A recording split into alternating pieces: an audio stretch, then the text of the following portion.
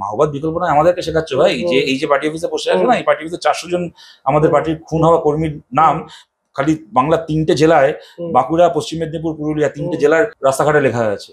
আমাদের মাওবাদীদের সাথে খুন হয়েছে আমাদের 400 লোক। আর এই শুভেন্দু, এই চোর দালাল দাঙ্গাবাজ শুভেন্দু, এই বেহায়া শুভেন্দু, যে কিনা টাকা খেয়ে ক্যামেরার সামনে সারদা থেকে শুরু করে নারদা থেকে শুরু করে একটার পর একটা কেলেঙ্কারিতে হাজার হাজার কোটি টাকা খেয়ে জেলে যাওয়ার ভয়ে মোদির জুতো ছাড়ছে এখন।